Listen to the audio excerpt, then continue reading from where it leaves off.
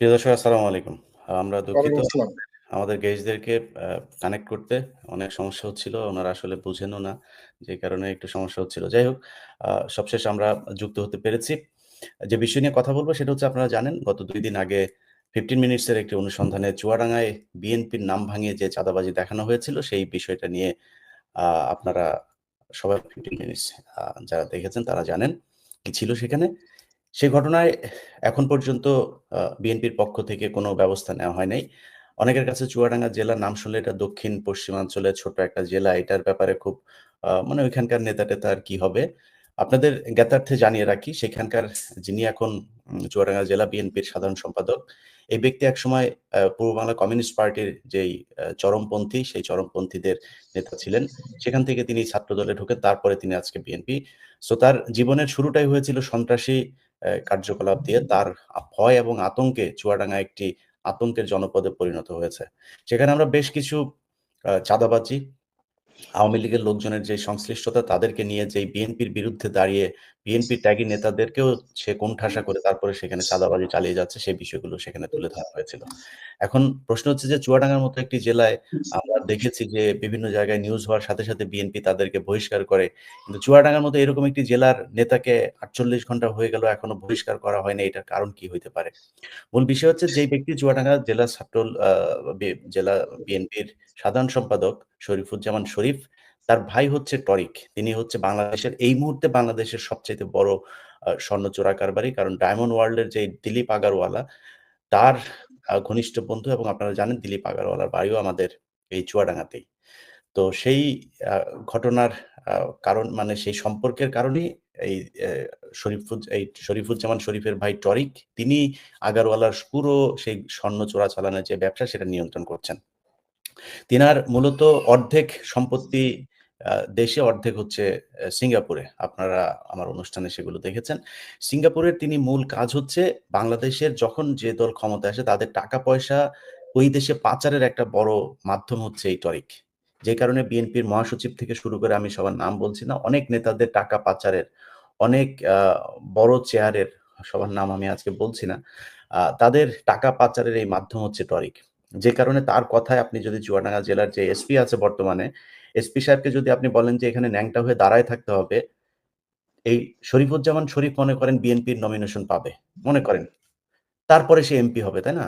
অথচ তার ভাই টরিক, সে তো রাজনীতি করে না। তাকে পুলিশ সার্বক্ষণিক তার যে প্রোটোকল সেটা দিয়ে যাচ্ছে। টরিক নিজে ছাত্রলীগের সাথে যুক্ত ছিল। সেগুলো আমার অনুষ্ঠানেও তিনি নিজের মুখে স্বীকার করেছেন। তাহলে সে প্রোটোকলটা পাচ্ছে কিভাবে? অতএব এই টাকা-পয়সা, এই যে স্বর্ণ চোরা কারবারের যে বিশাল সিন্ডিকেট, সেই সিন্ডিকেটের নিয়ন্ত্রক হবার কারণেই টাকা-পয়সা দিয়ে তিনি সবাইকে কিনে রেখেছেন। মজার বিষয় আপনাদেরকে যেটা বলার জন্য আজকের লাইভে আমরা আরো ২ জন ব্যক্তি। আ আ এর মধ্যে আপনারা যে ভদ্রমহিলাকে দেখছেন, তার আ মেয়েকে গত ২ দিন আগে আমার 15 মিনিটস যখন বাংলাদেশ সময় রাত ৯-১০ টার দিকে প্রচার করা হলো, ভোর ৬ টার দিকে এসে সেই নারীকে তুলে নিয়ে যাওয়া হয়। যেই নারী শরীফের বিরুদ্ধে তার আ আ বিয়ের প্রলোভনে তারপরে শারীরিক সম্পর্ক করার পর তাকে ছুঁড়ে ফেলে দেয়ার এবং তাকে নানানভাবে নাজেহাল করার অভিযোগ করেছিলেন, তাকে ৮ ঘন্টার মাথায় বাড়ি থেকে তুলে নিয়ে যাওয়া হয় এবং দেখুন ২৯শে সেপ্টেম্বর বাংলাদেশে একটি ঘটনা ঘটে। ২৯শে সেপ্টেম্বর সেই ঘটনার আমি আপনাদেরকে সেই কাগজপত্রগুলো দেখাচ্ছি। ২৯শে সেপ্টেম্বর একটা স্বর্ণ আমাদের যেহেতু সীমান্ত এলাকা আমাদের ওইখানে সব ধরনের চোরা কারবারি চলে। মাদক, স্বর্ণ এ এইটা চুয়াডাঙ্গাতে অহরহ ঘটে। ২৯শে সেপ্টেম্বর একটা ঘটনা ঘটে। সেখানে আসমা নামে একজন তিনি স্বর্ণসহ বিডিআর এর হাতে ধরা পড়েন। সেই ১৮ তারিখে তার যে এজাহার এবং গত ২ দিন আগে আমার এই অনুষ্ঠান প্রচারের পরে হাতে লেখা আসমান নামে করা এক 164 এর যে কপি আমি হাতে পেয়েছি সেগুলো আপনাদেরকে আমি দেখাচ্ছি। ২ টার মধ্যে কোনো মিল নাই। তো তারা যেটা করেছে সে আসমান নাম ভাঙিয়ে এই মহিলাকে এই মামলাতে ঢোকানো হয়েছে। এই মহিলা মূলত আমি এটা জানতামও না। পরবর্তীতে যেটা জানলাম যে সে শিল্পী, সে গান গাইতো। সে গান গায় এবং এই গান গাওয়ার মাধ্যমেই শরীফের সাথে তার পরিচয় হয় এবং তার সেখান থেকে সম্পর্ক। তারপরে তার সাথে সে প্রতারণা করে তারপর তাকে ছুঁড়ে ফেলে। সেই মহিলাকে ঢোকানো হয়েছে সেই স্বর্ণ চোরা কারবার। কি বলা হয়েছে? বলা হয়েছে যে আসমা নামে একজন নারী তাকে স্বর্ণসহ ধরার পরে সে 164 দিয়েছেন যে আসমার এই স্বর্ণটা ওই ওই যিনি আমাকে বক্তব্য দিয়েছেন উনার নাম হচ্ছে পুতুল। এই পুতুল হচ্ছে গিয়ে এই স্বর্ণ তাকে দিয়েছেন। তিনি আরেকজনের কাছে এটা হস্তান্তর করার কথা। হাস্যকর এইভাবে ঘটানো হয়েছে। কিন্তু বিষয়টা কত সিনেমাটিক ওয়েতে করা হয়েছে দেখেন কত ভয়ংকর। এসপি নিজে সেই বাড়িতে গিয়ে উপস্থিত হয়েছিলেন। আমরা ওই পরের দিন যা হয়েছে সেটা এই ভিকটিমের মায়ের কাছে শুনবো। পুতুলের মা আমাদের সাথে যুক্ত আছেন। একজন স্বর্ণ চোরা কারবার ৩ পিস স্বর্ণ পাওয়া গিয়েছিল সেই আসমার কাছে। যদি এটার সাথে কেউ যুক্ত থাকে ধরলাম পুতুল এটার সাথে যুক্ত ছিল। এরকম একজন আসামি ধরার জন্য বিশাল বড় এক পুলিশের বহর নিয়ে পুলিশের এসপি গিয়ে সেখানে তাদের সাথে আবার বিএনপির লোকজন ছিল যারা ভেতরে ঢুকে তারপরে বাড়িঘর ভাঙচুর করেছে। একদম একটা মানে মানে একটা সন্ত্রাসের জনপদ বলতে যা বোঝায় সে এরশাদ শিকদারকে আমরা ছোটবেলায় দেখেছি। সেই এরশাদ শিকদারের অবস্থা খুলনাতে আবারও তৈরি করা হয়েছে। তো এই হচ্ছে ঘটনা। আমরা মোটামুটি আমি আপনাদেরকে শিরোনামটা বলে নিলাম। এর মাঝে আপনাদের এখানকার যে বিষয়গুলো তথ্যগুলো আমার হাতে এসছে সেটা আপনাদেরকে জানাবো। আমরা পুতুলের মায়ের কাছে যাচ্ছি, তার কাছে শুনবো যে কি হয়েছে, আ কি ঘটনা আপনি একটু বলেন। খালাম্মা আমি আপনার কাছে ১ম প্রশ্ন যেটা সেটা হচ্ছে যে আ ঐদিন ভোর রাতে আপনাদের বাড়িতে কি হয়েছে? আমরা কিছুই জানি না। কিন্তু রাত্রে দেখলাম যে ইলিয়াসের ছবি ভাইরাল হলো।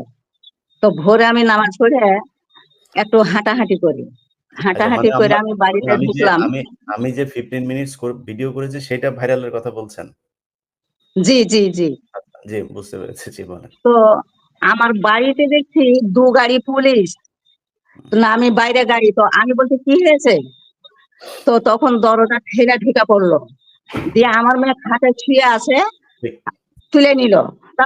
বলছে আপনি কে? কেন নিচ্ছেন? আমার মেয়েকে কিনে নিচ্ছেন কেন আপনি?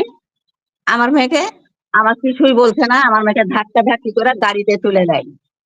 আমি দৌড় দিই, সে গাড়ি চলে যায়। আর আমি সন্ত্রাসী হামলা, এটা তো আমার মেয়ে অ্যারেস্ট না। আমার মেয়ে যদি অ্যারেস্ট হইতো তাইলে পুলিশ ডাকতো লোককে, সাংবাদিক থাকতো, দিয়ে জানিয়ে শুনে আমার মেয়েকে নিয়ে যেত। আচ্ছা তারপর চলে যাই, আমি ডান বামে ঘুরি, কিছুই দেখি না। তারপর শুনি যে কোর্টে, তারপর কোর্ট থেকে আবার ১২টাও বাজেনি, চালান হয়ে গেছে জেলখানা।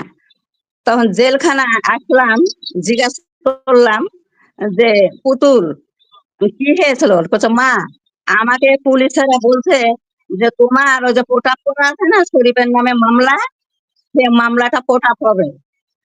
তাই বলেছে মা, দিয়ে আমাকে আইনে জেলে ঢুকাইলো। তো একটা পুলিশ আমারে মহিলা চিনতো, তো বলছে এই মেয়েটা না গানের টিচার।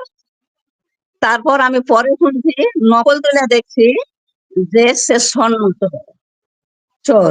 তা আমি এটা মাইনে নিলাম যে আমার মেয়ে স্বর্ণ চোর। তো আমার মেয়েকে সাংবাদিক এসে সরকার তুললো না কেন? তো এই অন্যায়টার বিচার চাই। হুম, হুম।